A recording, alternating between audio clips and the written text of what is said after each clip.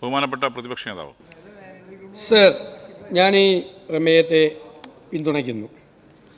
നമ്മളിവിടെ ഉയർത്തിയ വളരെ പ്രധാനപ്പെട്ട വിഷയം എന്ന് പറയുന്നത് നമ്മുടെ രാജ്യത്ത് ഏറ്റവും കൂടുതൽ വിലക്കയറ്റമുള്ള ഒന്നാമത്തെ സംസ്ഥാനം കേരളമാണ്. റീറ്റെയിൽ ഇൻഫ്ലേഷൻ്റെ കണക്കെടുത്തിട്ടാണ് വിലക്കയറ്റത്തെക്കുറിച്ച് പ്രധാനപ്പെട്ട ഏജൻസികൾ കണക്കെടുക്കുന്നത്. സർ, അത് പരിശോധിച്ചപ്പോൾ കഴിഞ്ഞ 9 മാസക്കാലമായി റീറ്റെയിൽ പണപ്പെരുപ്പത്തിൻ്റെ കാര്യത്തിലും വിലക്കയറ്റത്തിലും കേരളം ഒന്നാം സ്ഥാനം തുടർച്ചയായി കൊണ്ടുപോകാണ്. നിങ്ങളെല്ലാം പറയുന്ന ഒന്നാം സ്ഥാനമാണ്. ഇത് കേരള കൺസ്യൂമർ സ്റ്റേറ്റ് ആയതുകൊണ്ട് എല്ലാ കാലത്തും കേരളം ഒന്നാം സ്ഥാനമാണ് എന്നുള്ള വാദം ശരിയല്ല. കേരളം അങ്ങനെ എല്ലാ കാലത്തും ഒന്നാം സ്ഥാനമല്ല. കേരളം കഴിഞ്ഞ കാലങ്ങളിൽ നിങ്ങളുടെ ഗവൺമെൻറ് ഭരിക്കുമ്പോഴും ഞങ്ങളുടെ ഗവൺമെൻറ് ഭരിക്കുമ്പോഴും ഒക്കെ മാർക്കറ്റിൽ നല്ല ഇടപെടലുകൾ പല ഗവൺമെൻറ്റുകളും നടത്തി മാർക്കറ്റിലെ സ്വാഭാവികമായ രണ്ട് വിലക്കയറ്റം ഉണ്ടാവും. ഒന്ന് ഓർഗാനിക് ആയിട്ടുള്ളൊരു വിലക്കയറ്റം ഉണ്ടാവും ചില ഘട്ടങ്ങളിൽ. രണ്ട് ആർട്ടിഫിഷ്യൽ ആയിട്ടുള്ള വിലക്കയറ്റം ഉണ്ടാവും. ആർട്ടിഫിഷ്യൽ ആയിട്ടുള്ള വിലക്കയറ്റം ബ്ലാക്ക് മാർക്കറ്റ് കരിഞ്ചന്ത കൊണ്ടും സാധനങ്ങൾക്ക് ഇപ്പോൾ വെളിച്ചെണ്ണ കൂടിക്കൊണ്ടിരിക്കുകയാണ്. 300, 350, 400, 450 ആകുമെന്ന് പറയുമ്പോൾ ബ്ലാക്ക് മാർക്കറ്റ് വരും.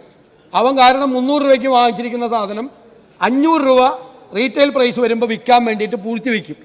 അങ്ങനെ കരിഞ്ചന്ത കൊണ്ടും ഈ ആർട്ടിഫിഷ്യൽ ആയിട്ടുള്ള വിലക്കയറ്റം, പിന്നെ കച്ചവടക്കാർ, മീഡിയേറ്റേഴ്സ് എല്ലാവരും വർദ്ധിപ്പിക്കും. അവിടെയെല്ലാമാണ് ഗവൺമെൻറ്റിൻ്റെ റോൾ എന്ന് പറയുന്നത്.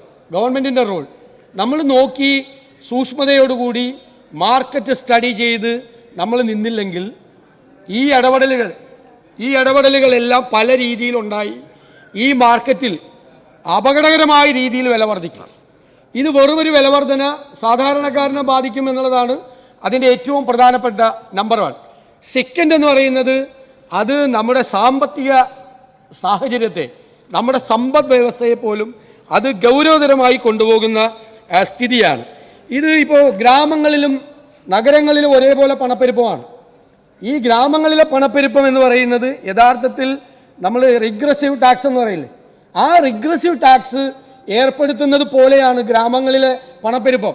അതിൻ്റെ സോഷ്യൽ ഇമ്പാക്റ്റ് എന്ന് പറയുന്നത് ക്വാളിറ്റി ഓഫ് ലൈഫ് കോംപ്രമൈസ് ചെയ്യുക. നമ്മളെ ആളുകളുടെ ലിവിങ് സ്റ്റാൻഡേർഡ് വർദ്ധിപ്പിച്ചുകൊണ്ടിരിക്കുക. അല്ല, എല്ലാവരും ഇതല്ലേ കൂടിക്കൊണ്ടിരിക്കുകയാണ് ജീവിത നിലവാരം. ആ ജീവിത നിലവാരത്തെയും ക്വാളിറ്റി ഓഫ് ലൈഫിനെയും കോംപ്രമൈസ് ചെയ്യേണ്ട സ്ഥിതിയിലേക്ക് ഈ പെരുപ്പം ഇൻഫ്ലേഷൻ ചെയ്യും.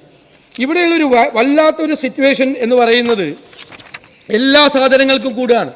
ആ ഇൻഫ്ലേഷൻ റേറ്റ് ജനുവരി തൊട്ട് ഓഗസ്റ്റ് വരെ നേരത്തെ വിഷയം അവതരിപ്പിച്ച ശ്രീ വിശ്വനാഥ് ഭംഗിയായിട്ട് പറഞ്ഞു, വർദ്ധിച്ചുകൊണ്ടിരിക്കുകയാണ്. അതൊരു ട്രെൻഡായിട്ട് വർദ്ധിച്ചുകൊണ്ടിരിക്കുകയാണ്. അതെന്തുകൊണ്ടാണ് അങ്ങനെ കേരളത്തിൽ ഇങ്ങനെ ഇൻഫ്ലേഷൻ കൂടുന്നത്? സാധാരണഗതിയിൽ പണ്ടൊരു കാൽക്കുലേഷൻ എന്ന് പറഞ്ഞാൽ പണം ഒരുപാട് വരുമ്പോഴാണ് നാണ്യപ്പെരുപ്പം ഉണ്ടാകുന്നത്. മാർക്കറ്റിൽ ആവശ്യത്തിൽ കൂടുതൽ പണം ഉണ്ടാകുമ്പോഴാണ് ഇൻഫ്ലേഷൻ ഉണ്ടാകുന്നതെന്നൊരു പഴയ തിയറി ഉണ്ട്. പക്ഷെ ഇവിടെ അതല്ല. ഇൻഫ്ലേഷൻ്റെ നേരെ ഓപ്പോസിറ്റാണ് ലിക്വിഡിറ്റി ക്രഞ്ച് എന്ന് പറയുന്നത്.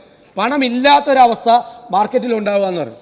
ഇവിടുത്തെ സാമ്പത്തിക അവസ്ഥ ഈ വിലക്കയറ്റം പരിശോധിച്ചാൽ ഈ ഇൻഫ്ലേഷനുമുണ്ട്, ഈ ലിക്വിഡിറ്റി ക്രഞ്ചും ഉണ്ട്. ഇന്നലെ ഇവിടെ ബഹുമാനപ്പെട്ട വ്യവസായ മന്ത്രിയും ബഹുമാനപ്പെട്ട പ്രതിപക്ഷ നേതാവ് കുഞ്ഞാലിക്കുട്ടി സാഹിബ് ഒരു നല്ല ചർച്ച വെച്ചു റിവേഴ്സ് മൈഗ്രേഷനെ കുറിച്ച്. വളരെ പ്രധാനപ്പെട്ട ഒരു കാര്യമാണ് റിവേഴ്സ് മൈഗ്രേഷൻ്റെ ഇമ്പാക്റ്റ് കൂടി നമ്മൾ ആലോചിക്കണം. നമ്മുടെ സമ്പദ് വ്യവസ്ഥയുടെ നട്ടെല്ലാണ് റെമിറ്റൻസ്, അല്ലേ? റിവേഴ്സ് മൈഗ്രേഷൻ നമ്മൾ ഈ റെമിറ്റൻസ് കുറച്ചുകൊണ്ടുവരും. ഒരുപാട് പേര് വരുന്നവരെല്ലാവരും സംരംഭം തുടങ്ങുന്നവരല്ലല്ലോ. പണി പോയിട്ട് വരുന്നവരുണ്ട്, അല്ലാതെ വരുന്ന ആളുകളുണ്ട്. തിരിച്ചു വരുമ്പോൾ നമ്മുടെ സമ്പദ് വ്യവസ്ഥയ്ക്ക് റെമിറ്റൻസ് കുറയും. അപകടകരമായൊരു സിറ്റുവേഷൻ കേരളത്തിൽ വേറെ ഉള്ളത് റിവേഴ്സ് റെമിറ്റൻസ് ആണ്. കേരളത്തിൽ നമ്മൾ 25-30 ലക്ഷം ഗൾഫിൽ നിന്ന് ആളുകൾ ഇങ്ങോട്ട് പൈസ അയക്കുമ്പോൾ ഇവിടെ അതേപോലെ തന്നെ ഒരു 25-30 ലക്ഷം കേരളത്തിൽ ഇതുവരെ നമ്മൾ സ്റ്റഡി ചെയ്തിട്ടില്ല. 25-30 ലക്ഷം പേര് മറ്റ് സംസ്ഥാനങ്ങളിൽ നിന്ന് കേരളത്തിലേക്ക് വന്നിട്ട് പണ്ട് നമ്മൾ ഗൾഫിൽ പോയ പോലെ വരികയാണ്. അവർക്ക് ശനിയാഴ്ച കൂലി കിട്ടുകയാണ് വൈകുന്നേരം. അതിലൊരു 90% പേരും കിട്ടുന്ന കൂലിയിൽ അത്യാവശ്യം ഭക്ഷണത്തിന് വേണ്ടി മാത്രമുള്ള പൈസ എടുത്തു വെച്ചിട്ട് ബാക്കി പണം തിങ്കളാഴ്ച രാവിലെ ബാങ്ക് വഴി അയക്കുകയാണ്. റിവേഴ്സ് റെമിറ്റൻസ് ആണ് കേരളത്തിൽ നടക്കുന്നത്. റിവേഴ്സ് റെമിറ്റൻസ് ഒരു വശത്ത് മറ്റേ റെമിറ്റൻസ് കുറയുകയും മറുവശത്ത് റിവേഴ്സ് റെമിറ്റൻസ് കൂടുകയും, അപ്പോൾ ഹ്യൂജ് എമൗണ്ട്, കോടിക്കണക്കിന് രൂപ ഡെയിലി എന്നതുപോലെ കേരളത്തിൽ നിന്ന് സൈഫൺ ചെയ്ത് മറ്റ് സ്റ്റേറ്റിലേക്ക് പോവാണ്. ഇതെല്ലാം കൂടി ഒരു ലിക്വിഡിറ്റി ക്രഞ്ച്, പൈസ ഇല്ലാത്ത ഒരവസ്ഥ കൂടി ഉണ്ടാക്കുകയാണ്. അപ്പോൾ പലപ്പോഴും അത് പറഞ്ഞ ഭാഗം റിവേഴ്സ് മൈഗ്രേഷൻ, അത് സ്വാഭാവികമായിട്ട് നമ്മൾ നന്നായി ചർച്ച ചെയ്യേണ്ടതാണ്. ഇന്നലെ ബഹുമാനായ പ്രതിപക്ഷ ഉപനേതാവും പറയുകയുണ്ടായി. പക്ഷേ റിവേഴ്സ് മൈഗ്രേഷൻ നമ്മുടെ സമ്പദ്ഘടനയ്ക്ക് എങ്ങനെ സഹായിക്കുന്നു? ബഹുമാനായ പ്രതിപക്ഷ നേതാവ് പറഞ്ഞ റിവേഴ്സ് മൈഗ്രേഷൻ എന്നുള്ളത് അവിടെ നിന്ന് തൊഴിൽ നഷ്ടപ്പെട്ട് ഇവിടെ തൊഴിൽ രഹിതരായി വരികയാണെങ്കിൽ അവർ അവിടെ നിന്ന് അയക്കുന്ന റെമിറ്റൻസ് കുറവുണ്ടാകാൻ ഇടയുണ്ടല്ലോ എന്നാണ് അങ്ങ് സൂചിപ്പിച്ചത്. പക്ഷേ ഈ റിവേഴ്സ് മൈഗ്രേഷൻ എന്നുള്ളത് ഇവിടെയുള്ള പ്രൊഫഷണലുകൾ തിരിച്ചിവിടെ ജോലിക്ക് വരുമ്പോൾ ഒരു ഹൈലി പെയ്ഡ് ആയിട്ടുള്ള ഒരാൾ ഇവിടെ ജോലി വരുന്നതോടുകൂടി 4 or 5 മറ്റ് ജോലികൾ, ഇൻഡയറക്റ്റ് ആയിട്ടുള്ള മറ്റ് ജോലികൾ കൂടി ക്രിയേറ്റ് ചെയ്യപ്പെടും. അതുവഴി നമ്മുടെ എക്കണോമിയിൽ അതിൻ്റെ ഡിമാൻഡ് വർദ്ധിക്കും. ഇപ്പോൾ ഒരാൾ ജോലി ചെയ്യുന്നു, സ്കൂളിൽ പോകുന്ന ആൾ കൂടുന്നു, അല്ലെങ്കിൽ ഒരു ഫ്ലാറ്റ് വരുന്നു, കെയർ ടേക്കറുടെ വരുന്നു, ഡ്രൈവർ വരുന്നു, സ്വിഗ്ഗി കൊണ്ടുവരുന്ന എണ്ണം കൂടുന്നു. അതുവഴി സമ്പദ്ഘടന ചലിക്കും. മറ്റേ ഭാഗമാണെങ്കിൽ നമ്മൾ വേറെ നോക്കേണ്ടത്, തൊഴിൽ രഹിതരായി തിരിച്ചു വരുന്നതാണെങ്കിൽ വേറെ നോക്കേണ്ടതാണ്. പക്ഷേ ഈ കാണുന്നത് നമുക്കെല്ലാവരും ആഹ്ലാദിക്കാവുന്ന രൂപത്തിലുള്ള ഒരു മാറ്റമാണ്. അതാണ് റിവേഴ്സ് മൈഗ്രേഷൻ എന്ന പദം പൊതുവെ വിവക്ഷിക്കുന്നത്. ഞാൻ താങ്കൾ പറഞ്ഞ പോയിന്റിനോട് ഞാൻ യോജിക്കുകയാണ്. പക്ഷേ ഇന്ന് കുഞ്ഞാലിക്കുട്ടി സാഹിബ് അതിനോട് റിയാക്ട് ചെയ്തെന്താണ്? ഈ വരുന്നതിൽ ഒരു 1/5 പോലും അന്ന് പറഞ്ഞ കാറ്റഗറിയിൽപ്പെട്ടവരല്ല. അല്ലാതെ ജോലി പോയി. നിങ്ങൾക്കറിയാലോ, നേച്ചർ ഓഫ് ജോബ് എന്ന് പറയുന്നത് ലോകത്തെ എല്ലായിടത്തും മാറിക്കൊണ്ടിരിക്കുക.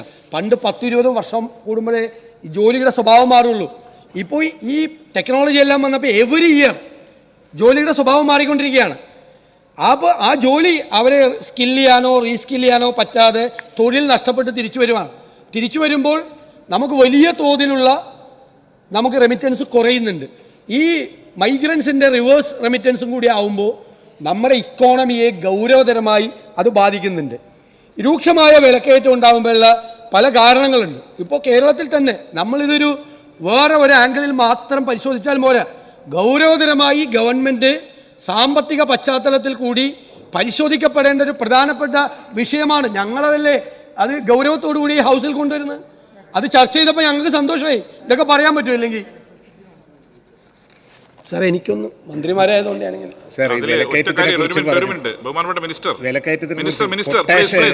മിനിസ്റ്റർ ഇവിടെ ഇങ്ങനെയുള്ള ഇരിക്കുന്നുണ്ട്, അന്ന് ഓർമ്മിപ്പിച്ചു മാത്രമേ ഉള്ളൂ. യെസ്, പറഞ്ഞോ. സോറി സാർ, വിലക്കയറ്റത്തിനെ കുറിച്ച് പറഞ്ഞു. അപ്പോൾ 300 രൂപയുള്ള പൊട്ടാഷ് 1800 രൂപയായി. അതിനെക്കുറിച്ച് ചർച്ചയില്ല. അല്ല, ഉൽപ്പാദനത്തിൻ്റെ അതിൻ്റെ ഫലമായി എത്ര കമ്മയാണ് വന്നത്? അത് കേന്ദ്ര ഗവൺമെൻറ്റിൻ്റെ നയത്തിൻ്റെ, അതിനെക്കുറിച്ചൊരു വാക്ക് പറയാത്തൊരു സങ്കടമുണ്ട്. ഇല്ല, ഞാൻ വേറൊരു പോയിന്റില്ലേ അങ്ങ് പറയുന്ന അതല്ല ഞാൻ സംസാരിക്കുന്നത്. അതിലേക്ക് ഞാൻ വരാം. അങ്ങ് പറയുന്നതിനോട് ഞാൻ യോജിക്കുന്നു. അപ്പോൾ നമ്മൾ തെറ്റായ പല സാമ്പത്തിക നയങ്ങളുമുണ്ട്. ഇപ്പോൾ നികുതി വർധനവ്, എല്ലാ മേഖലയിലും ഡ്യൂട്ടി, ഫീസ്, സെസ് എന്നിവ വർദ്ധിക്കുന്നു. അമിതമായ നികുതി ഭാരം ജനങ്ങളുടെ മേൽ കടന്നുകൂടുന്നു. നേരത്തെ ഇവിടെ ഭരണകക്ഷിയിൽ നിന്നൊരു മെമ്പർ പറഞ്ഞതുപോലെ പെട്രോൾ ഡീസൽ വില ഉയർന്നു നിൽക്കുന്നത് വൺ ഓഫ് ദ റീസൺസ് ആണ്, സംശയമില്ല.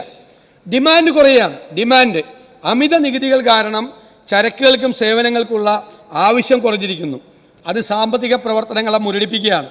തൊഴിലില്ലായ്മയുടെ വർധനവ് ഇതിൻ്റെ ഭാഗമായിട്ടുണ്ടാകും.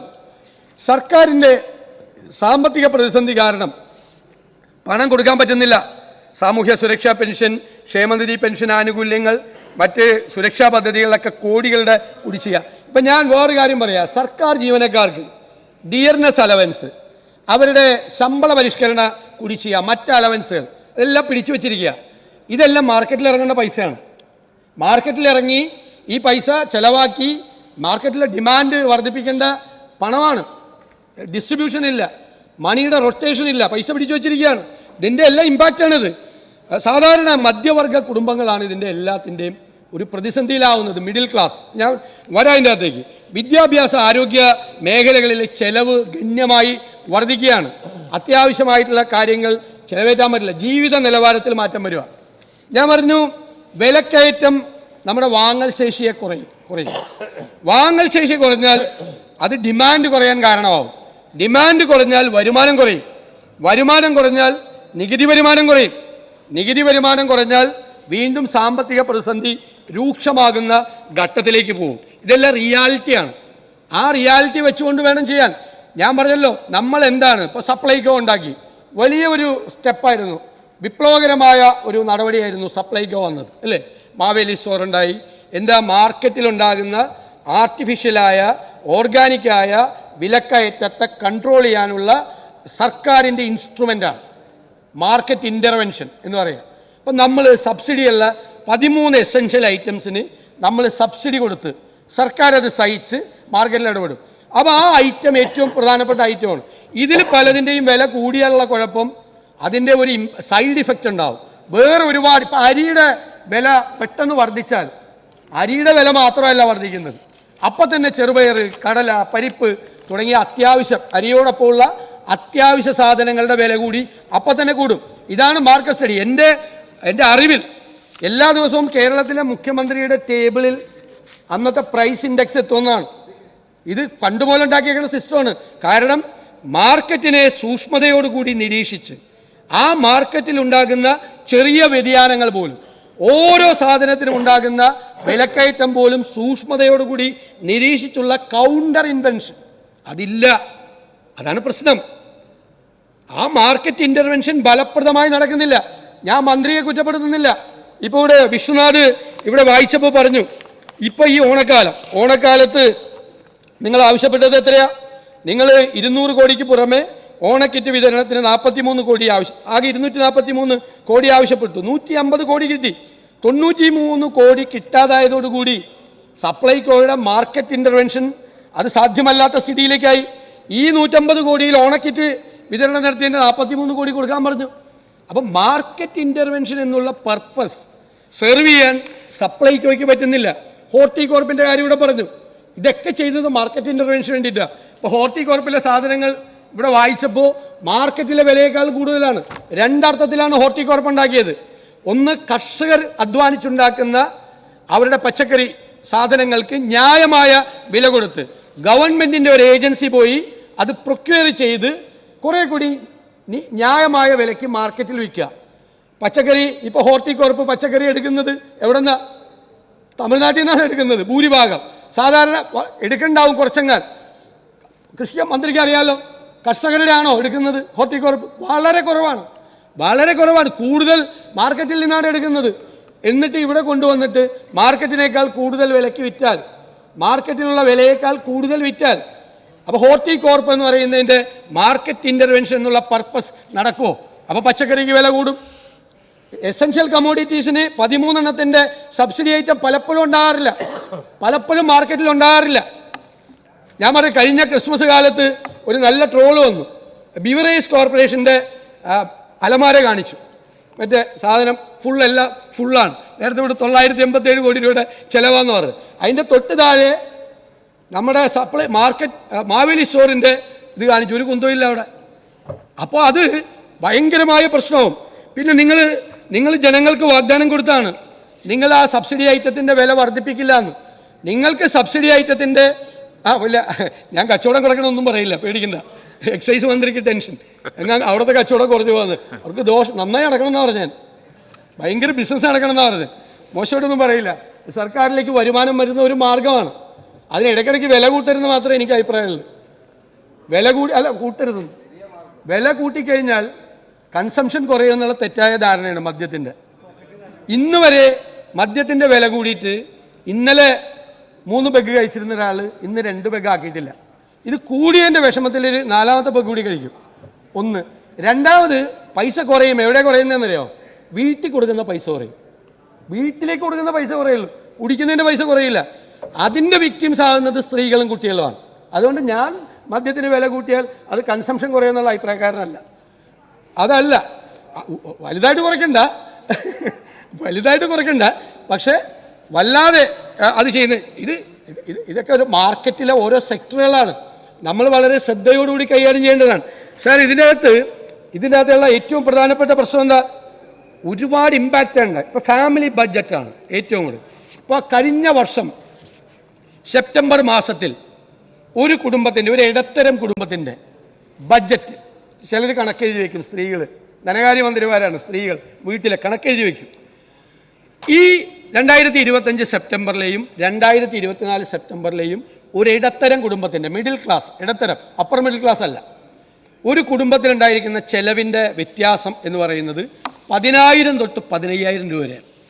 സാർ, അവരുടെ ആരുടെയെങ്കിലും വരുമാനം വർദ്ധിച്ചിട്ടുണ്ടോ? വരുമാനം വർദ്ധിച്ചിട്ടില്ല. ഇപ്പം 2 പ്രാവശ്യം വൈദ്യുതി ചാർജ് തന്നെ കൂടി ഇല്ലേ? നവംബറിലും കൂട്ടി, ആ ഓർഡറിൽ വേറൊരു പാരയും കൂടി വെച്ചിട്ട് ഈ ഏപ്രിലും കൂടി കൂട്ടി. ഈ രണ്ടാമത് കൂട്ടി അന്ന് അടുത്ത വൈദ്യുതി ചാർജ് കൂട്ടാൻ വേണ്ടി റെഗുലേറ്ററി അതോറിറ്റിക്ക് കത്ത് എഴുതിയിട്ടാണ് വൈദ്യുതി മന്ത്രി ഇവിടെ ഇരിക്കുന്നത്. മനസ്സിലായില്ലേ? 3 പ്രാവശ്യം. ആളുകളുടെ വരുമാനം വർദ്ധിക്കുന്നില്ല. അപ്പോഴാണ് നമ്മൾ പറയുന്നത് ഡിമാൻഡ് മാർക്കറ്റിൽ ഭയങ്കരമായിട്ട് കുറയാണ്. പൈസ ഇല്ല ആളുകളുടെ കയ്യിൽ, പൈസ റൊട്ടേറ്റ് ചെയ്യാൻ പൈസ ഇല്ലാത്തൊരവസ്ഥ. Family budget അവതാളമായി. സാറേ, സാധാരണക്കാരായ വളരെ പാവപ്പെട്ടവരുടെ ജീവിതം എന്ന് പറയുന്നത് ദുരിതപൂർണമാണ്. ദുരിതപൂർണം. നമ്മൾ വീണ്ടും പട്ടിണി എന്നൊന്നും ഞാൻ ആ വാക്കൊന്നും ഞാൻ ഉപയോഗിക്കുന്നില്ല. പക്ഷെ കഷ്ടപ്പാടുകളിലേക്കും ദുരിതങ്ങളിലേക്കും ആളുകൾ പോവാണ്. കഷ്ടപ്പാടുകളും ദുരിതങ്ങളും പല കുടുംബങ്ങളും. ഇപ്പോൾ നമ്മളെല്ലാം ഓഫീസിൽ വന്നിരിക്കുമ്പോൾ MLA-മാർ നിലയിൽ എത്രയോ ആളുകൾ കാണാൻ വരുന്നുണ്ട്. അതിൻ്റെ എണ്ണം, അതായത് ദുരിതങ്ങളുടെ എണ്ണം വർദ്ധിച്ചു. മരുന്ന് മേടിക്കാൻ പണമില്ലാത്തവർ, കുട്ടികളുടെ ഫീസ് അടയ്ക്കാൻ പറ്റാത്ത ആളുകൾ, ചികിത്സയുടെ ഗതികേട്, ഇങ്ങനെ ആളുകൾ വല്ലാതെ വിഷമിച്ച് വല്ലാതെ കഷ്ടപ്പെടുക. അതിൻ്റെ നമ്പർ കൂടുക. ഞാനിത് ഒബ്സർവ് ചെയ്തിട്ട് വരാം. ഞാനിത് രാഷ്ട്രീയമായിട്ടല്ല, നിങ്ങൾ തെറ്റിദ്ധരിക്കണ്ട. നിങ്ങളുടെ ഗവൺമെൻറ് വന്നുകൊണ്ടാണ്, അതല്ല എൻ്റെ പോയിന്റ്. ഭയങ്കരമായി ഒരു ഇടത്തരം ആളുകളുടെയും സാധാരണക്കാരുടെയും ജീവിത ദുരിതം വല്ലാതെ വർദ്ധിക്കുകയാണ്. ഞാൻ അതുകൊണ്ടാണ് ഹെൽത്ത് എക്സ്പെൻസ് കൂടി, എഡ്യൂക്കേഷൻ എക്സ്പെൻസ് കൂടി, സാധനങ്ങളുടെ വില കൂടി, വരുമാനത്തിൽ ഒരു വർധനവും ഒരു തരത്തിലുമില്ല. സെസ് കൂടി, ടാക്സ് കൂടി, എല്ലാത്തിൻ്റെയും ഇമ്പാക്റ്റ് ഒരു കുടുംബത്തിൻ്റെ ബജറ്റിൽ അവർക്ക് താങ്ങാൻ കഴിയാവുന്നതിൻ്റെ അപ്പുറത്തേക്ക് ഓരോ കുടുംബത്തിലെ ഈ സ്ഥിതി പോവുകയാണ്. ഒരു മിഡിൽ ക്ലാസ്സിൽ നിന്നും പെട്ടവർക്ക്, മിഡിൽ ക്ലാസിൻ്റെ പ്രശ്നം എന്താ? അവർക്ക് അവരുടെ ലിവിങ് സ്റ്റാൻഡേർഡ്, ആ ക്വാളിറ്റി ഓഫ് ലൈഫ് കോംപ്രമൈസ് ചെയ്യാൻ പറ്റില്ല. അപ്പോൾ കടം മേടിക്കുകയാണ്. നിങ്ങളെല്ലാം സഹകരണ മേഖലയിൽ പ്രവർത്തിക്കുകയല്ലേ? ബാങ്കുകളിലേക്ക് പൈസ തിരിച്ച് അടവ് വരുന്നുണ്ടോ? അപകടകരമായ രീതിയിലേക്ക് ബാങ്കിൻ്റെ സിറ്റുവേഷൻ പോവാണ്. വലിയ സെറ്റിൽമെൻറ്റ്, 1 ടൈം സെറ്റിൽമെൻറ്റ് പോലും വെച്ചിട്ട് പൈസ കൊടുക്കാൻ ആളുകളുടെ കയ്യിലില്ല. വീണ്ടും ആളുകൾ കടമെടുക്കുകയും വീണ്ടും എടുത്ത ലോൺ വീണ്ടും വയ്ക്കുകയും ചെയ്യുന്ന സ്ഥിതിയിലേക്ക്. ഇത് വെറുമൊരു സാധനങ്ങളുടെ വിലക്കയറ്റം എന്നതിലേക്ക് ഉപരിയായി കേരളത്തിൻ്റെ സമ്പദ് വ്യവസ്ഥ, കേരളത്തിലെ കുടുംബങ്ങളുടെ സമ്പദ് വ്യവസ്ഥ എന്നുള്ളതെല്ലാം അപകടകരമായ രീതിയിലേക്ക് പോവാം. ഇപ്പോൾ തന്നെ ഇതിൽ ഫുഡ് പ്രോസസ്സിങ്ങിൽ, അതിൻ്റെ വിതരണത്തിൽ, ഇപ്പോൾ ഹോട്ടലുകൾ, കേറ്ററിങ്ങും റെസ്റ്റോറൻറ്റ് ബിസിനസ്സും കേരളത്തിൽ ഇപ്പോൾ വലിയ ബിസിനസ്സാണ് അല്ലേ? നിങ്ങളുടെ കയ്യിൽ കണക്കുണ്ടോ? ഡേറ്റ വേണ്ട ഈ കാലത്ത്. എത്ര ഹോട്ടലുകളാണ് പൂട്ടിപ്പോയത് കേരളത്തിൽ? കഴിഞ്ഞ ഒരു 2-3 വർഷത്തിനിടയിൽ കേരളത്തിൽ എത്ര ഹോട്ടലുകൾ പൂട്ടിപ്പോയി? ഞാൻ ഞെട്ടിപ്പോയി. ഒരു ദിവസം കേറ്ററിംഗ് തൊഴിലാളികളുടെ ഒരു സമരം ഇതിൻ്റെ അകത്ത്, അതിൻ്റെ മുതലാളിമാരും തൊഴിലാളിമാരും എല്ലാം കൂടി സെക്രട്ടേറിയറ്റിന് മുമ്പിൽ ആളുകൾ വന്നുകയാണ്. ഒരുപാട് പേര് ജീവിക്കുന്ന ആളുകളുണ്ട്. എല്ലാവരും വലിയ ക്രൈസിസിലാണ്. ഈ 350 രൂപയ്ക്കും 450 രൂപയ്ക്കും വെളിച്ചെണ്ണ മേടിച്ച് കൊടുക്കാൻ പറ്റുമോ? പഞ്ചസാരയുടെ വില ഇരട്ടിയായി. എല്ലാ സാധനങ്ങളുടെയും വില വർദ്ധിച്ചു. പിടിച്ചു നിൽക്കാൻ പലർക്കും പറ്റുന്നില്ല. ഒരുപാട് ഇൻഡസ്ട്രി, ഒരുപാട് ബിസിനസ്, അതിനെല്ലാം ഈ വിലക്കയറ്റം ഗൗരവതരമായി ബാധിച്ചിട്ടുണ്ട്. നിങ്ങൾ പെരിഫറലായി കാണുന്ന ഇൻഡസ്ട്രികളെയല്ല ഞാൻ പറയുന്നത്. ഏറ്റവും സാധാരണക്കാരായ ആളുകളെ, നിങ്ങൾ കൊല്ലം മാർക്കറ്റിലെ ചുമട്ടുതൊഴിലാളികളോട് ഞാൻ സംസാരിച്ചു. അവർ പറഞ്ഞു, സാറേ, ഒരു 5 കൊല്ലം മുമ്പുണ്ടായിരുന്ന തൊഴിലിൻ്റെ 10-1 തൊഴിൽ കുറഞ്ഞു. നല്ല വരുമാനം ഉണ്ടായിരുന്നതാണ് ഡെയിലി. എന്താ? ബിസിനസ് നടക്കുന്നില്ല. ആ കൊല്ലം മാർക്കറ്റിലെ നിരവധി കടകൾ പൂട്ടിപ്പോയി. നിരവധി കടകൾ. സാറേ, കഴിഞ്ഞ 4-5 കൊല്ലത്തിനിടയിൽ എത്ര കടകൾ പൂട്ടിപ്പോയെന്ന് ഒരു ഐഡിയ ഇല്ല. അതുപോലെ സ്ഥാപനങ്ങൾ പൂട്ടിപ്പോയി. സ്ഥാപനങ്ങൾ പൂട്ടിപ്പോകുമ്പോൾ അവിടുത്തെ ചെലവ്, അവിടുത്തെ ജീവനക്കാരുടെ ഒരുപാട് പേരുടെ തൊഴിലില്ലായ്മ, ഇതെല്ലാം കേരളത്തിൽ രൂക്ഷമായ സാമൂഹ്യ സാമ്പത്തിക പ്രത്യാഘാതങ്ങൾ ഉണ്ടാക്കുകയാണ് എന്ന കാര്യത്തിൽ യാതൊരു സംശയവും അതിൻ്റെ അകത്തില്ല. സാറേ, നിങ്ങൾ മാർക്കറ്റിൽ ഇടപെടണം. ഞങ്ങളുടെ ഡിമാൻഡ് അതാണ്. നിങ്ങൾ മാർക്കറ്റിൽ ഇടപെടണം. നിങ്ങൾ മാർക്കറ്റ് എന്താണെന്ന് സ്റ്റഡി ചെയ്യണം. രൂക്ഷമായ വിലക്കയറ്റം, ഇന്ത്യയിൽ ഏറ്റവും കൂടുതൽ വിലക്കയറ്റമുള്ള 1ാമത്തെ സംസ്ഥാനമായി നമ്മുടെ കേരളം നിൽക്കുന്നു. അത് യാഥാർത്ഥ്യമാണല്ലോ. റിയൽ ആയിട്ടുള്ള എസ്റ്റിമേറ്റാണ്. നിൽക്കുന്നു. കഴിഞ്ഞ 9 മാസമായി ഇത് സ്റ്റാഗ്നൻ്റായി നിൽക്കുകയല്ല, ഇത് കൂടിക്കൊണ്ടിരിക്കുന്നു. അതനുസരിച്ച് വിലക്കയറ്റം വർദ്ധിച്ചുകൊണ്ടിരിക്കുന്നു. നമ്മുടെ മുമ്പിൽ ഒറ്റ വഴിയല്ലോ, മാർക്കറ്റ് ഇൻ്റർവെൻഷൻ നടത്തി വില കുറയ്ക്കാൻ വേണ്ടി ചെയ്യുക. അതിനാവശ്യമായ ഹെൽപ്പ് ഭക്ഷ്യ സിവിൽ സപ്ലൈസ് വകുപ്പിന് കിട്ടില്ല എന്നാണ് ഞങ്ങൾ പ്രമേയം അവതരിപ്പിച്ച PC വിശ്വനാഥ് ഇവിടെ പറഞ്ഞത്. ആ സപ്പോർട്ട് കിട്ടുന്നില്ല. ഞാൻ എപ്പോഴും പറയുന്നതുകൊണ്ട് ഞാൻ ആവർത്തിക്കുന്നില്ല, ഗവൺമെൻറ്റിന് ചില പ്രയോറിറ്റികൾ ഉണ്ടാകണം, മുൻഗണനകൾ ഉണ്ടാകണം. ഗവൺമെൻറ് സാധാരണക്കാരൻ്റെ കഷ്ടപ്പാട് നിറഞ്ഞ ജീവിതം എന്താണെന്ന് കാണാൻ പറ്റണം. ഈ വിലക്കയറ്റം സാമൂഹ്യ ജീവിതത്തിൽ ഉണ്ടാക്കിയിരിക്കുന്ന ദുരിതങ്ങളും പ്രയാസങ്ങളും കഷ്ടപ്പാടുകളും അവരുടെ വേദനകളും എന്താണെന്ന് മനസ്സിലാക്കണം. ഗവൺമെൻറ്റാണ്, നിങ്ങൾ എലക്റ്റഡ് ഗവൺമെൻറ്റാണ്, നിങ്ങൾ അധികാരത്തിലിരിക്കുകയാണ്, നിങ്ങളാണ് അഡ്മിനിസ്ട്രേഷൻ, നിങ്ങളാണ് ഗവേണൻസ്. ഗുഡ് ഗവേണൻസ് എന്ന് പറയുന്ന ഒരു കൺസെപ്റ്റ് ഉണ്ട്. അത് വെറുതെ യാന്ത്രികമായി ഭരിച്ചു പോകുന്നതല്ല. നിങ്ങളിപ്പോൾ ചെയ്യുന്നത് മെക്കാനിക്കലാണ്, സിസ്റ്റം അങ്ങനെ ഇങ്ങനെ എന്നൊക്കെ പറഞ്ഞ് ഉള്ളൊരു മെക്കാനിക്കലാണ്. നിങ്ങൾ ജനങ്ങളുടെ ജീവിതത്തിൽ മാറ്റം വരുത്താൻ അവർ കഷ്ടപ്പെടുമ്പോൾ, അവർ ദുരിതപൂർണമായ ഒരു അവസ്ഥയിലൂടെ കടന്നു പോകുമ്പോൾ അവരാഗ്രഹിക്കും, അവർ തിരഞ്ഞെടുത്തൊരു ഗവൺമെൻറ്റിൻ്റെ സാന്നിധ്യം, ഒരു ഗവൺമെൻറ്റിൻ്റെ ഇടപെടൽ.